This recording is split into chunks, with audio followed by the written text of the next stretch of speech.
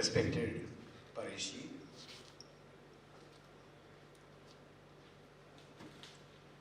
my dear friends, it's a real privilege for me to be here to mark the 8th Foundation Day of Northeast now. Many newspapers and portals would like to describe themselves as fearless, independent. Some of them even have on their mast journalism of courage. But we know how gradually most of them have fallen. I do share one particular characteristic with Northeast now, and that is speaking truth to power.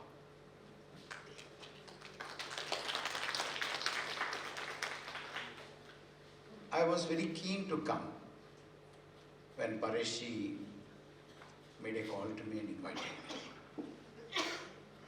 But then, I was also hesitant. Because the atmosphere in the country is not very conducive to speaking truth to power. Often, especially when I'm called to different places, I make inquiries. Not about my safety, but about the safety of my hosts after hosting me.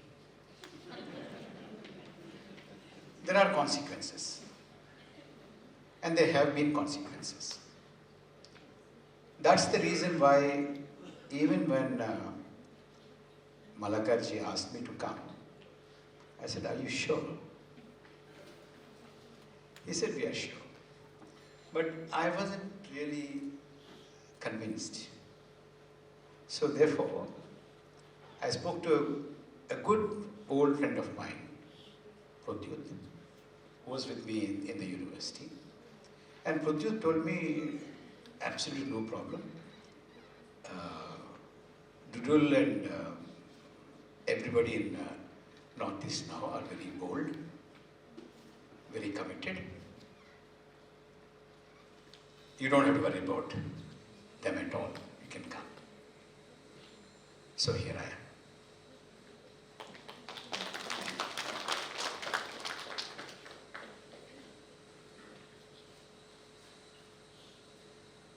I said I was keen to come here mainly for two reasons. One, I wanted to say something to you, and I do not know for how long we can sit like this and talk. When this whole atmosphere of some dialogue, some talk, a fearless talk can really continue. I do not know till when people like us are going to be safe. We have a tendency to feel nothing would happen in India. But for everything there is a first time. Please don't be too complacent. I wanted to say something, therefore I came. The second reason why I came here is also to sound some caution and some warning. Please don't take me that I am an alarmist. I'm not an alarmist. But I think it's my duty to tell you that We are in a situation where if we don't act and save the core values of our republic, it would be too late. The title of the talk, and it is a talk. I asked Pareshji, do you want a prepared text that I could come and read? He said, no. It is a talk, just talk. So it's a talk. I've not come here to hard sell any idea. I have come here to share some of my concerns, share some of my thoughts, and I want you to take them away, go home, reflect on them, think about them, talk to your friends, talk to the younger ones, and see to what extent I really make sense today.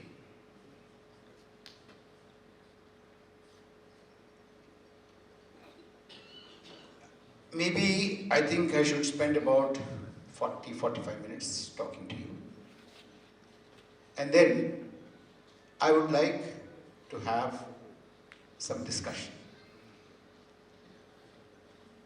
Because I must say, I'm not a great believer in Man Ki Baat. I want a dialogue. It's not just one way. Rather, I'm against that kind of a format. Is that okay? Thank you. The title, myself and Pareshji, we discussed about it, and I wanted this to be left as a question. Is our republic in crisis? Well, those of you who have heard me or read me, you already know that what my feelings about the republic are. It is a rhetorical question. To be upfront, yes, the republic is in crisis. It's a deep crisis. As I said a little while ago, that if we do not do something in the next few months, it could be too late. How can a republic be in crisis? I would like to address the republic's crisis after I flag some issues. Our economy is in crisis. Our society is in crisis. Our polity is in crisis. Our culture is in crisis. All put together, our republic is in crisis.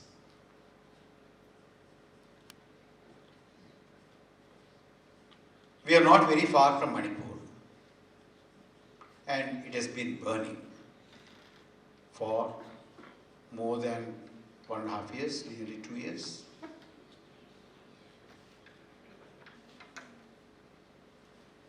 I don't know how you feel here, but most of us, there in Hyderabad or in Chennai or Trivandrum or Bhopal or Mumbai or in Jaipur or even Delhi, we don't seem to be really bothered about it. Are we? Are we? We are not. Manipur is not really a part of the political imagination of India. Let's be blunt about it. Let's not tiptoe around the issue. Let's be very clear. That's one. I think that is a crisis of our polity. It's a marker. You know, some time ago, I'm sure most of you remember, some time ago, the Chief Justice of India, when he was sitting in the court, a footwear was thrown at him. At the Chief Justice of India, in the courtroom of Supreme Court of India. I do not know about Guwahati. I have not seen any remarkable protest against that. Did you hear? Did a lot of people come onto the roads and said, how can anybody throw a footwear at the Chief Justice of India? Did you see that? I have not seen. About 150 crore people were cold to it, indifferent to it. I think it is a marker of a crisis.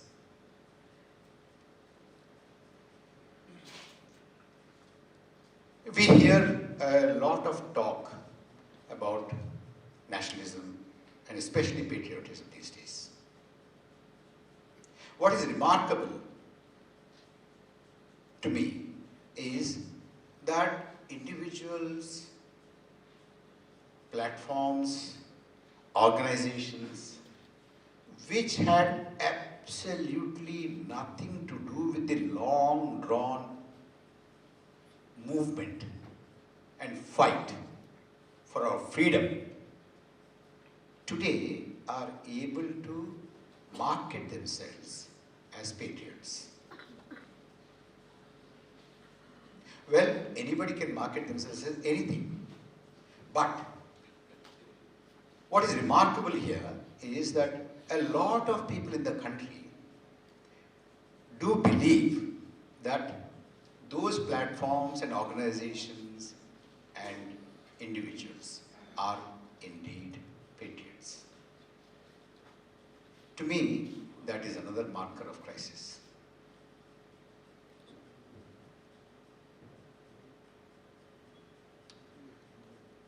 I don't know what is the figure that Northeast Now have reported today about the price of dollar. Paresh, what is the price of dollar? It's breached 90 rupees. Some time ago, when it reached 80 rupees, there was a huge uproar for a day or a couple of days. Now, it reached 90. We are indifferent to it. We have so many other concerns. We're not really bothered about it. We are not worried about it. We don't talk about the economy. And we do not draw anything out of the falling rupee. To me, that is another marker of crisis. Well, I don't have to talk about the petrol prices. I don't have to talk about the fact that India today is home to a huge number of unemployed people. It is one of the 4 or 5 economies in the world which has a very huge unemployment, highest unemployment. And among those who are unemployed, it is also home to the largest number of youth unemployed. If there are 5 economies which have the maximum youth unemployment, India is one of them. And unemployed, largest number, one of the largest. Youth unemployed, one of the largest. And among unemployed youth, educated unemployed again are one of the largest. That is a huge marker of economic crisis. Another thing, well, you have a slightly different experience now, which is happening here. We have, in so many other states, now about 12 states, I think, SIR, Special Intensive Revision of Voters List, in the name of cleaning up. You have just SR. Well, whatever it is, whether it is SIR or SR, the sum consequence of that is the following. Normally, we are all used to a democratic process whereby voters decide the government. Today, government decides who should be the voter.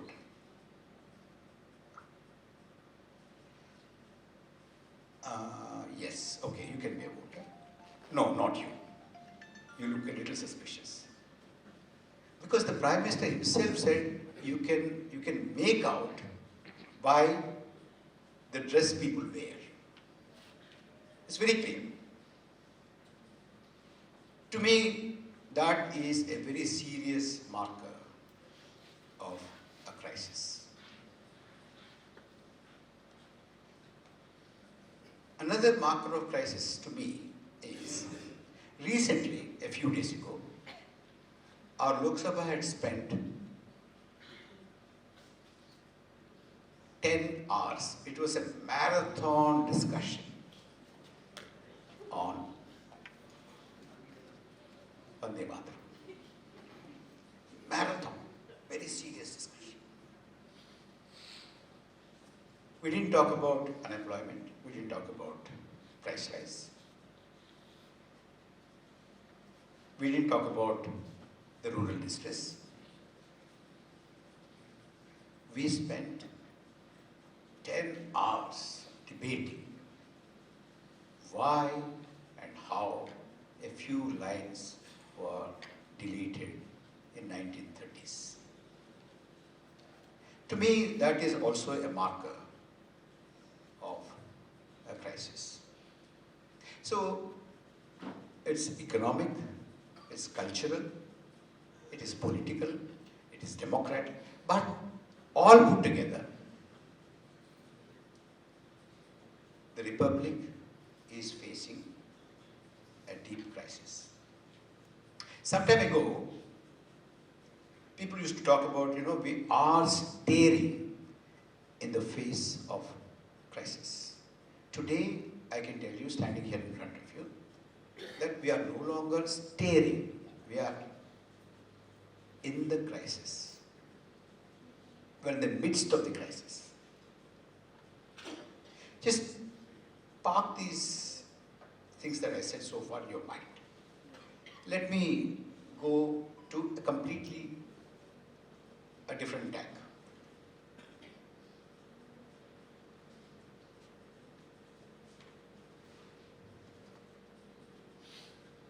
When we became independent,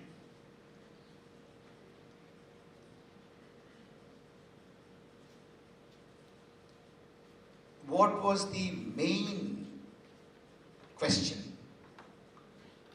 that the parents of our constitution, the parents of our republic, faced and debated? Every other country since 16th century, 15th century, or even before, 14th century, 15th century, every country in Europe or South America or North America, everywhere,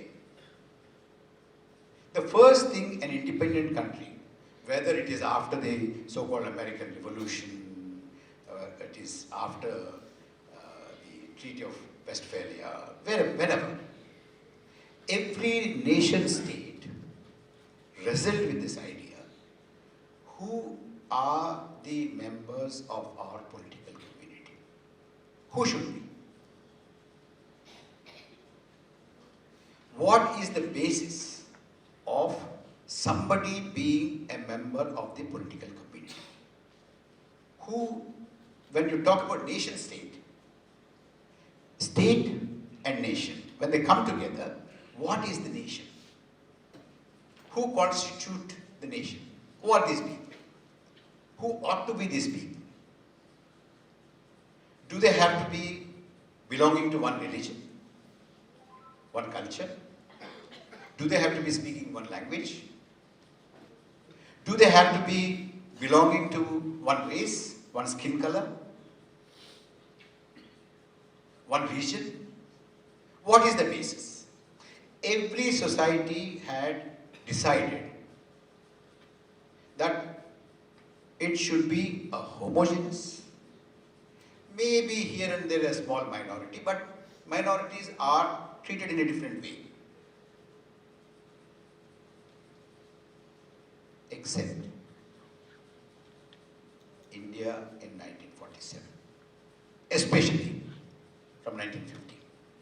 1950 because from 46 to 1949, for almost 3 long years, short of a month or so, we debated, we discussed what should be the shape of this republic. What joins us together? What is the basis? What is the compact between the state and the nation, and who constitutes the nation? I want you to give it a thought, please. This is very important. And, you know, there are people who come up and say, what is the Constitution of India? The Constitution of India is nothing but a slightly improvised, updated, revised version of Government of India Act 1935. You must have heard about this. But that's not the case. Well, we don't have time to go into those things, but I can tell you with absolute certainty that it is not just a revised, updated version of Government of India Act 1935. It is much more. It goes back to 1931, Karachi Congress, before and after. There's so many things which have informed the shaping of the Constitution. But above all, what did the Constituent Assembly debate? It did not spend time on who should be the members, who ought to be the members, and who are the members of the Republic of India. It's decided a priori. It's taken for granted. Unlike any other country which debated who should be the member of this political community, India decided that everybody who is in this land, in this country, is a legitimate, equal member of this political community, irrespective of caste, creed, religion, language, region, educated, uneducated, property, without property, prosperity, poverty, nothing, no qualifications. My friends, I must tell you that this is a unique feature of our republic. Nowhere has it happened. Nowhere. Everybody, either overtly or covertly, whether they've declared or not. There are constitutions which open with grand formulations that all men are equal, God created them all equally. You know, they have the right to life and pursuit of happiness, etc. etc. You've heard this. But those are the societies, those are the polities which did not give franchise to large sections of people, including women. I'm just not talking about the race. It happened in America, it happened in Europe, it happened everywhere, but not in India. We started with universal adult franchise. Countries took years and decades, even centuries. I think Switzerland probably gave voting rights to women in 1971. 1971, can you imagine? But we did not discriminate. We said everybody who is here is a member of the political community, is a member of the nation, and there are no eligibility criteria. That is the unique project of India. Nowhere else it has happened. Why do I say this? I say this because we did not debate this at all when every other polity, every other society spent hours and hours and days and months and probably years to decide on the membership of the nation. We decided, as a result of a long drawn struggle against colonialism. In that struggle, during that struggle, all these ideas have come up. They were thrashed. They were decided. Instead, what did we debate? 3 years short of a month or two, what did we debate in the Constituent Assembly? We debated very important concepts. They are justice, liberty, equality, fraternity. These were the ones which engaged our constitution makers. How do we ensure justice? In a society, in a societal structure, which is very unjust, which has been unjust for any number of years, which has been unequal for generations, for probably millennia, which has not taken fraternity as a supreme value in its practice. Liberty, how do we ensure that? How do we ensure that everybody, whether minority or majority, whether it is linguistic majority or linguistic minority, whether it is religious majority or religious minority, whether it is regional majority or regional minority, caste majority or caste minority, in whatever way, plain versus hill. In every category, how do you ensure that these people come together on the basis of justice, liberty, equality, and fraternity? What should be the safeguards? What does democracy mean? Does democracy mean only representation, or does it also mean presence? I can represent all of you very well. I can represent Assam very well, but I don't belong to Assam. Is that enough if I represent your interests? Shouldn't Assam also have presence? Likewise, caste, likewise, religion, likewise, language, likewise, region. Presence and representation. We need both presence as well as representation. We need justice, we need equality. We need fraternity.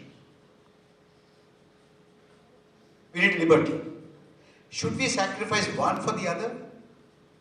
Is it binary? Should we have liberty and forget about the other things? No. We need that also. We need this also. There are people who tell us today that, look, if you want to achieve economic growth, economic development, you need to forget about democracy for a while, isn't it?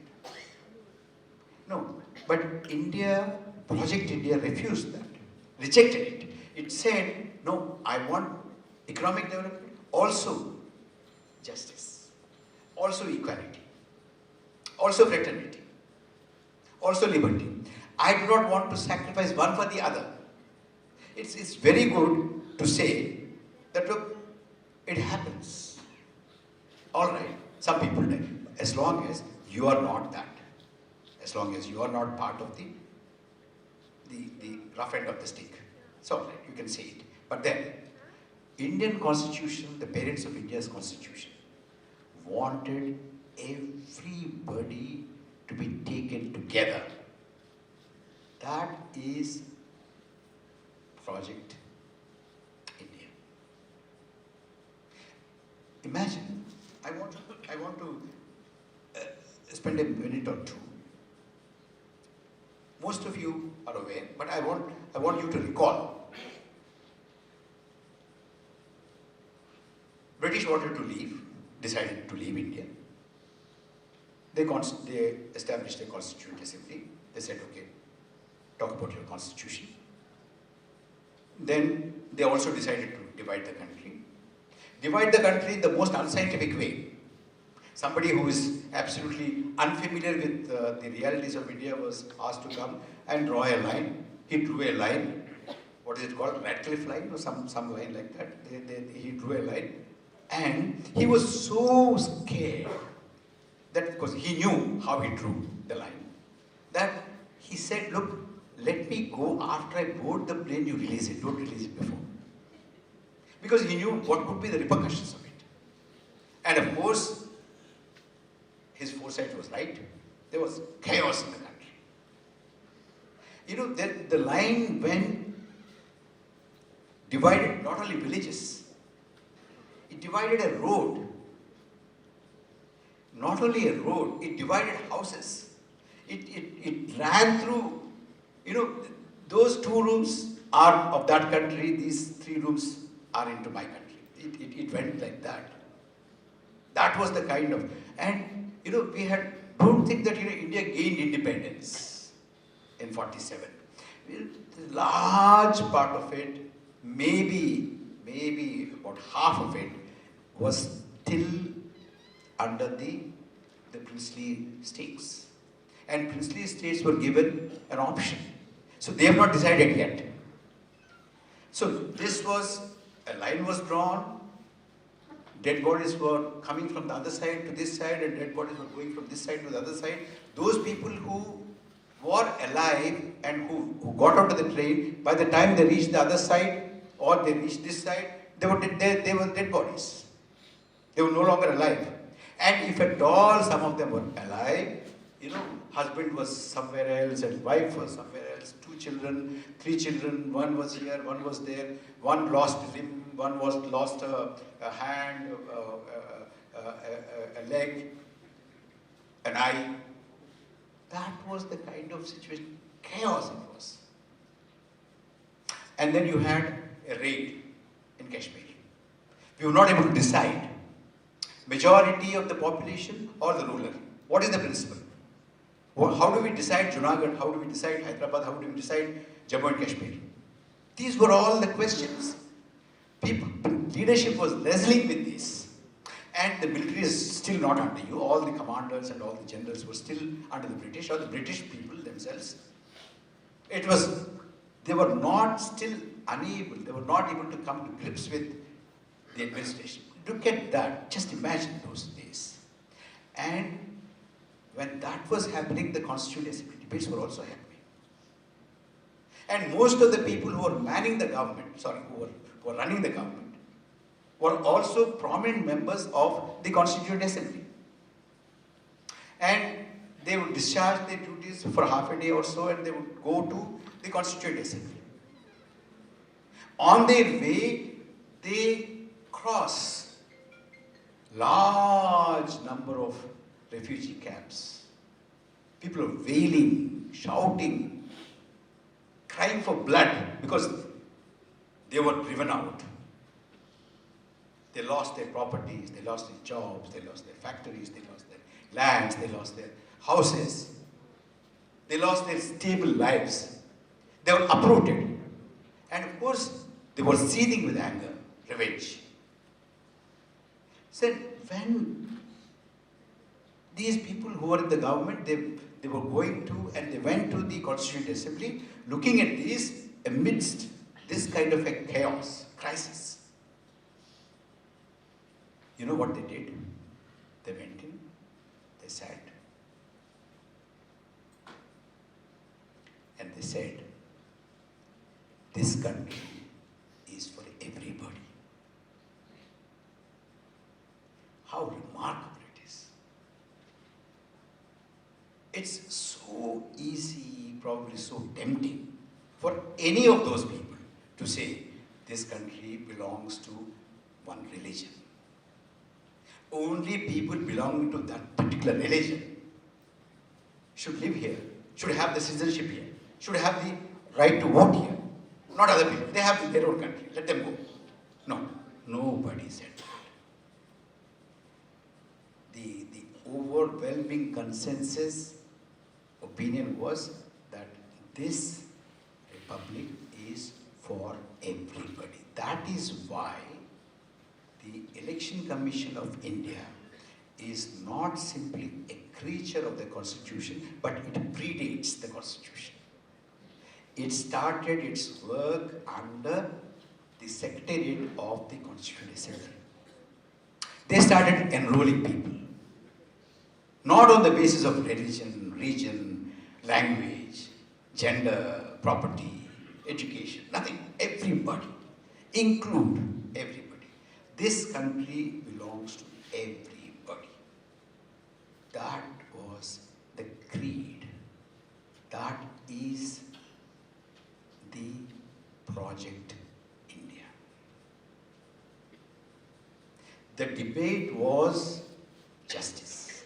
How do we give them justice? How do we make them equal? What safeguards? How do we get them ensure representation? How do we ensure fraternity among people? How do we foster that? How, in other words, how do we make a nation out of Hindus, Muslims, Sikhs, Buddhists, Christians, Jains, atheists, Telugus, Tamils, Hindi, Gujarati, Assamese, Bengali, what should be foregrounded? What is to be foregrounded is the nation, the state, India, not religion, not region, not language, not caste, not property, not literacy, nothing else. Everything else is subsumed, ought to be subsumed. That was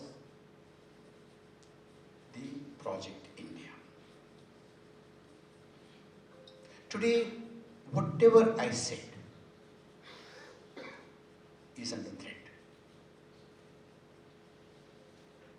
Now, instead of debating justice, equality, fraternity, development,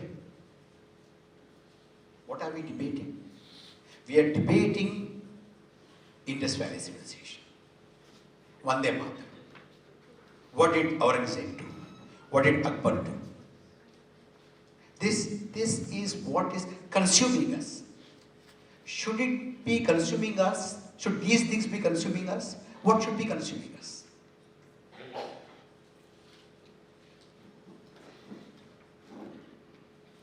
I feel that this is the biggest marker of a deep crisis of our republic.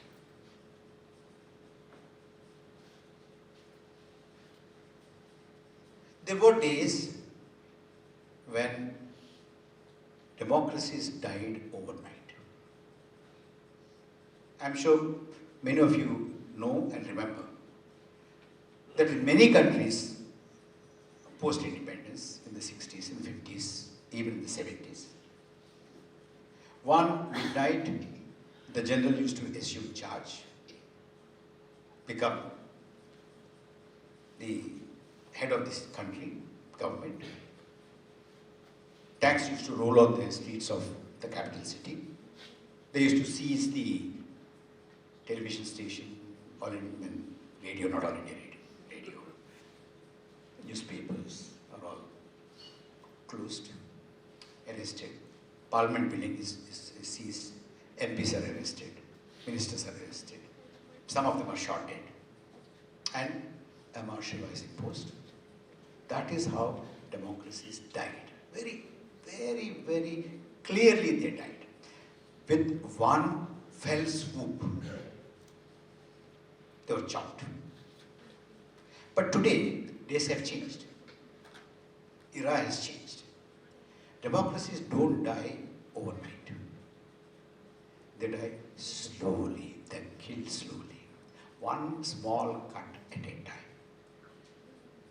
One small cut at a time. You don't even realize that in front of you, a democratic polity is bleeding to death.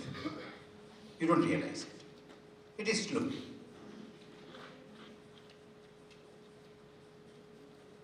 And there's a huge propaganda machine. They won't let you think of what is happening to democracy. They would have a huge wedding. So you talk about it for hours and hours and maybe weeks and weeks. Who came and danced and how much was he paid, how much was she paid. These are the things that, we get busy with. But something else is happening. When the magician wants to do his trick, what does he do?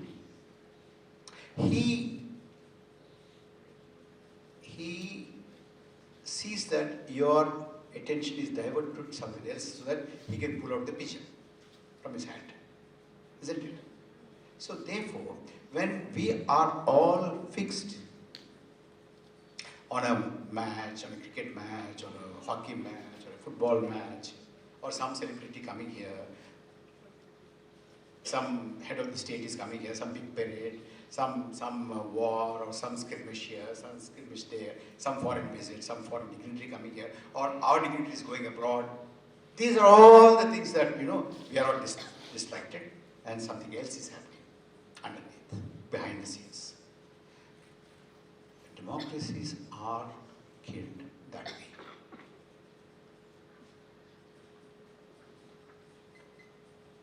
The slow death goes like this. We used to be told about a small story. Most of you must have heard this. That, when you keep a vessel full of water and put 2 frogs in it and put it on the stove and light it, it slowly starts getting warmer. Suppose Paresh is a frog and I'm a frog. And I say to that frog, look Paresh, this is a danger. It's getting warmer, it would get hot, and we would burn in this. The Paresh says, no, you are always like this. It's so warm, it's nice. Don't you feel it's nice? Then a little more. Then I would say again, look, it's getting hot. No, it's slightly warmer. You see, look at Vande Bharat, look at this road, look at that road, look at this, look at 8.2% GDP. These are nice things happening, good things are happening. I would say no. Then finally, I see this argument continues and it starts heating up and heating up and heating up. And finally, both of us burned to death. That is how democracies are killed in contemporary world.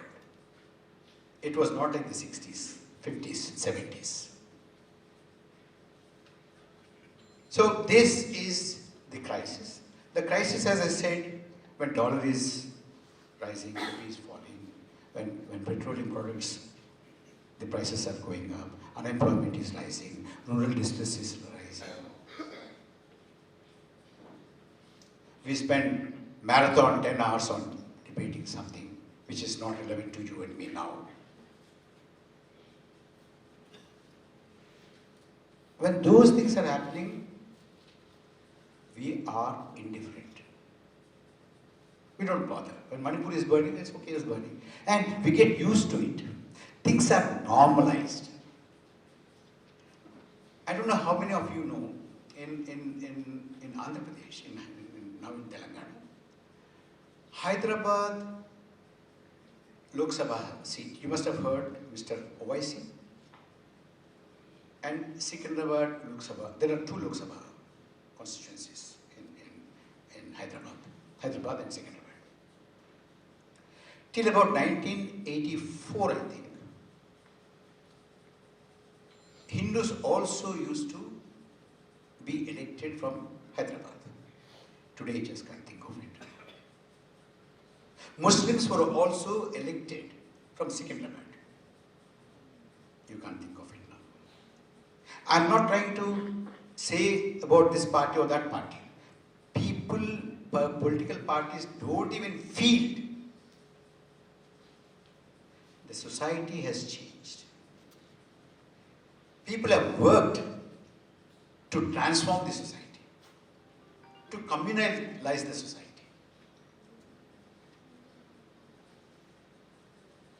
So that it's so transformed that even those who swear by secularism, etc., even they don't dare. Now, look at the debate on Vande Mataram. Vande Mataram, the deletion of a line or two, how is it defended? It is defended, look, Gurudev endorsed it. Subhash Bose endorsed it. Nehru endorsed it. Gandhiji endorsed it. Patel endorsed it. That's why, how can you question? I want somebody to stand up and boldly say that there are lines which are out and out communal. They should not be in a national song. That's all. Why don't you say? You can't say it today. Can you? That is your intent, isn't it? But you want to tiptoe around the issue. That is where we have come to. Please understand, this is not a normal crisis, and electoral politics, electoral outcomes are not going to be the answers and solutions to this crisis. There's something more to this. The challenge is even bigger. Therefore, where do we go from here? If we try and think about how did we land here, then we'll be able to begin to think about how do we roll it back. I'll just give you a hint and leave so that we can talk about it and we can discuss about it. Today, the ruling political party does not have a single member. The government of India, headed by or run by the ruling party today, does not have a single member belonging to the biggest minority in the country. There's nobody in the cabinet. Not only that, there is nobody in the parliamentary party of that party. Nobody from the biggest minority. Is it possible? Is that what our constitution envisioned justice, representation, equality, fraternity? No, it's not. There is not a single person. And there are functionaries of the ruling party who very openly, unabashedly say that because they don't vote for us, we don't give them ticket. Simple. So, what is the effort here? The effort here is to construct not a political majority in the sense of majority of the people accepting or coming around a political agenda, but constructing a religious minority, making the religious minority the political majority, making the political majority the religious majority, political majority, coterminous, interchangeable. So therefore, you cannot work and break a political majority, because political majorities are today political majority, tomorrow is a political minority. But a religious minority is always a religious minority. Majority built on religion, region, caste are permanent because these are by birth, not by your conviction, not by your thinking. Okay, today I support this cause, tomorrow I may withdraw my support from that cause. It doesn't happen that way. When you build, instead of a political majority, a religious majority, or pre-political majorities, or non-political majorities. That is what is happening, and this is now no political force in the country is able to get out of it. Slowly and slowly. How much do you accept? Do you accept it fully, like some political parties? Or do you accept it partially? Do you accept it openly? Or do you accept it covertly? Is only the question.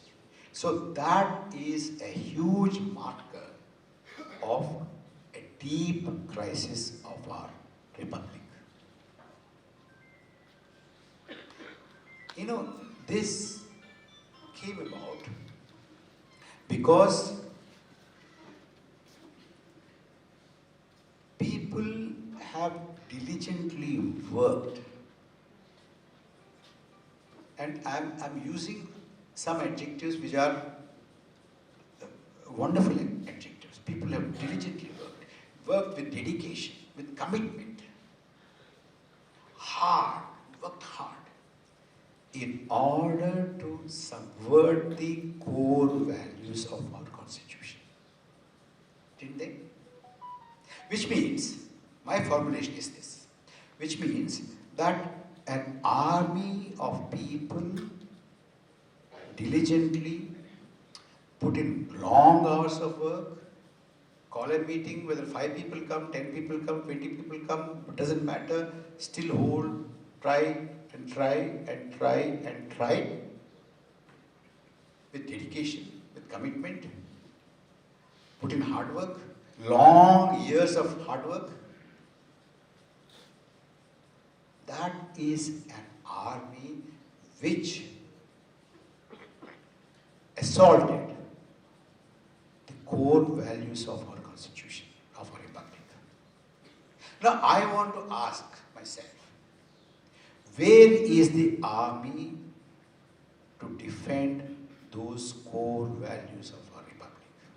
Is there an army to defend the concept of equality, fraternity, secularism, justice, social, political, economic? No. There are people who say, this is not right, that's all. But it has to be an army to defend these. So, to avert this crisis, to escape this crisis, we need an army of people who would defend these core values of our republic. Only then can we have any hope of averting this crisis? And we are already in it, as I said. And please do not be complicit and be a bystander. I come across a lot of people when I go around. One, of course, nothing will happen to India. They say that very emotional, with a lot of conviction. I'm not finding fault with that. But as I said, there's always a first time. But another thing is that ultimately we have this somewhere, probably our culture, our religion, all religions probably, ultimately, good will win. How nice. You don't have to do anything. Just believe that good will win. Evil will be defeated, if not today, tomorrow. But my question to them is, okay, if we take our belief, that good will win, Sambhavami Yuge Yuge, why did even God have to take 10 avatars to defeat evil? Once he is defeated, over. Why is it again? Why Sambhavami Yuge Yuge? Which means evil doesn't go away. You have to go on and on and on and on. An army which fights continuously, relentlessly. That is the need of the hour when the Republic